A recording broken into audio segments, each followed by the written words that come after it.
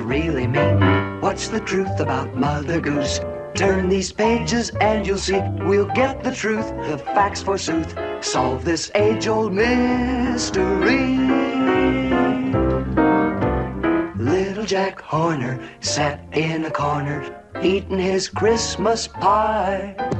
He put in his thumb and pulled out a plum and said, "What a good boy am I."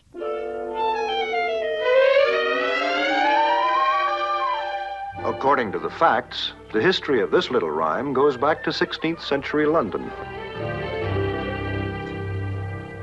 Jack Horner was the servant of a city official on his way to deliver a Christmas present to King Henry VIII.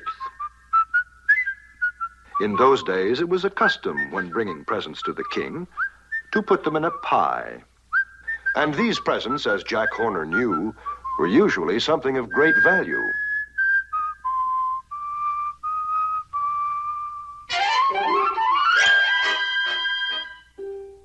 And since Jack was a bit of a knave, he stuck in his thumb and pulled out a plum.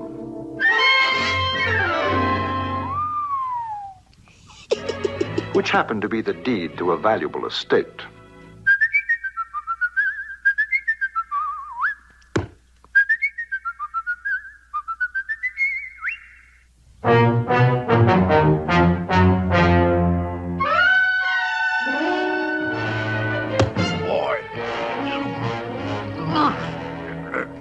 When King Henry sent for the city official, he hurried to court, expecting some special favor in return for his present. And we can be sure that King Henry let him have it. And as for Jack Horner, he took up residence on his stolen estate, where he lived happily ever after. Unless, of course, he was haunted by a certain nursery rhyme that became surprisingly popular at that time. Little Jack Horner sat in a corner, eating a Christmas pie. Put in his thumb, pulled out a plum, said, "What a good boy am I." Jack Horner, Jack Horner, Jack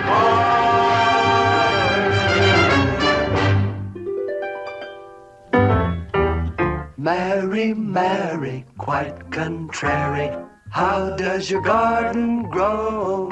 With silver bells and cockle shells and pretty maids all in a row.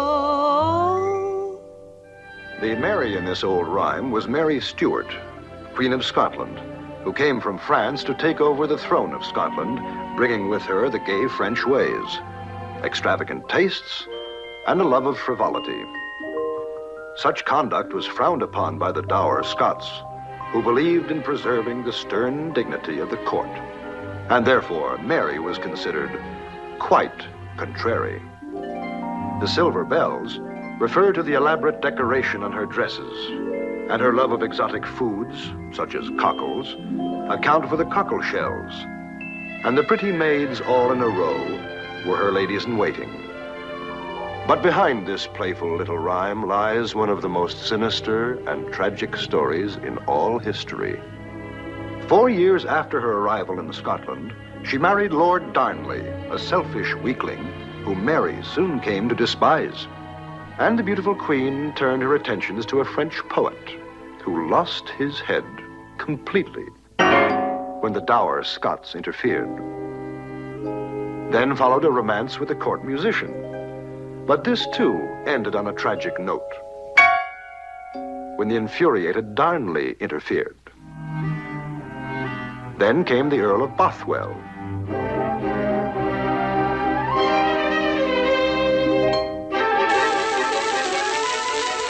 And the end of Lord Darnley. And 3 weeks later, Mary and Bothwell were married. Now Mary was considered much too contrary, and the outraged Scots rose against her, forced her abdication, and sent her to the island prison of Loch Leven. After a few months, Mary's irresistible charms so captivated the jailer's son that he risked his life to help her escape.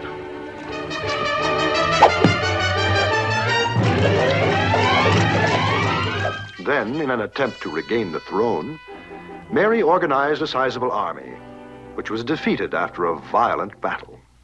Oh, dear. And she fled to England to take refuge with her cousin, Queen Elizabeth. But Elizabeth became jealous of Mary's great popularity. This dazzling beauty had become the darling of the court and a rival for the crown, and must be eliminated. Mary. Although Mary was warned of the danger, she was still contrary and went her merry way. This was her fatal mistake. And she was accused and condemned as a traitor to the government. But Mary refused to plead for mercy and remained quite contrary to the end. Mary, Mary, quite contrary, how does your garden grow? With silver bells and cuckoo shells and pretty maids all in a row.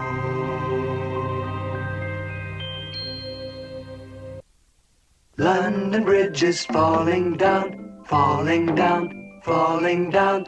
London Bridge is falling down, my fair lady.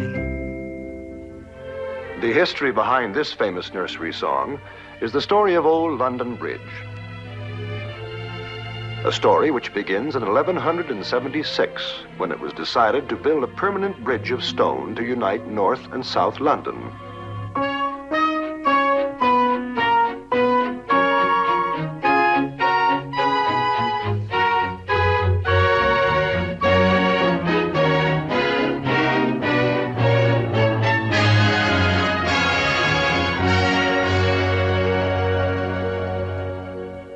After the bridge was finished in 1209, it was sanctified by the addition of a beautiful two-story chapel over the central pier.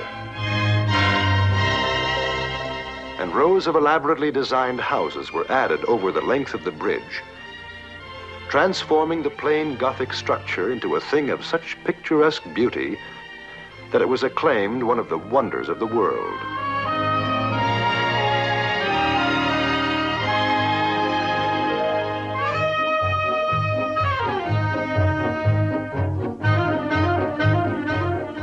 The street floors were rented to merchants who did a bustling business, drawing their customers from the tide of traffic coming and going over the bridge.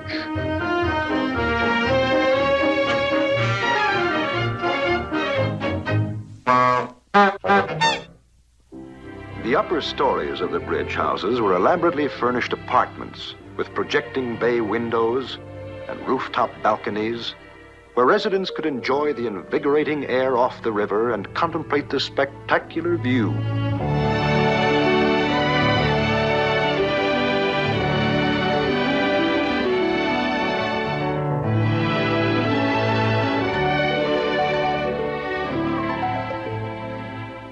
Little wonder that Hans Holbein and William Hogarth and many other famous painters chose to live on London Bridge.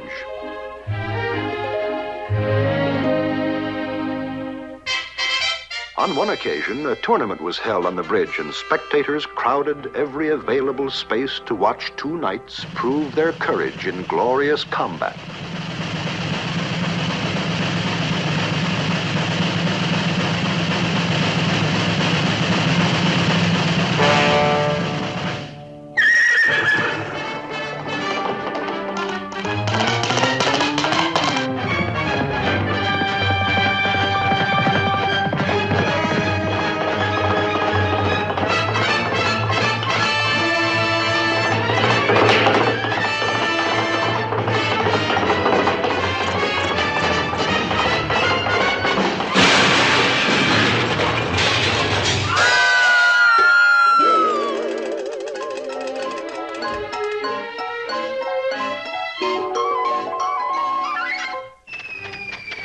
London Bridge was often the scene of spectacular displays and lavish celebrations, which marked great moments in English history.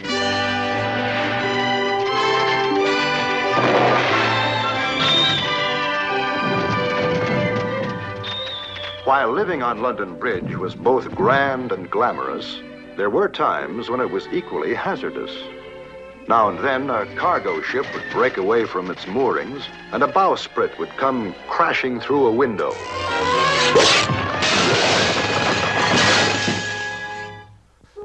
The greatest threat to the bridge and its inhabitants was fire. One such disaster occurred in 1666, when a fire started in the King's Bakery in Pudding Lane. At first, it was of little consequence. Then, suddenly, a strong east wind spread the fire beyond control, and it swept across the city and onto the bridge.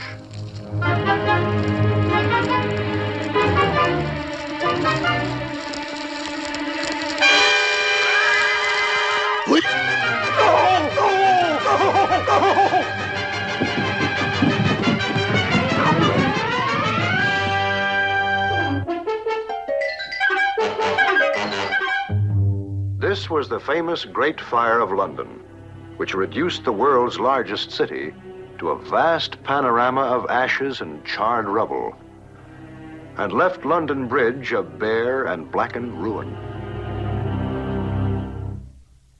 During the reconstruction of London, the bridge houses were rebuilt, and its endless tide of humanity returned. But as the centuries passed, London Bridge began to feel its age.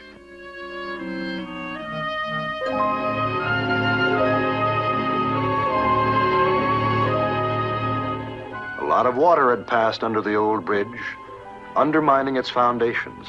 The intense heat of the fires had dangerously weakened its arches, and heavy timbers braced the tottering houses as violent tremors ran throughout the whole structure.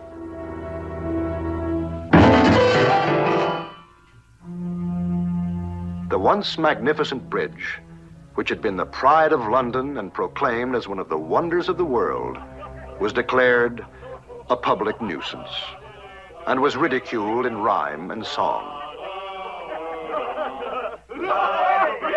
Falling down, falling down, falling down.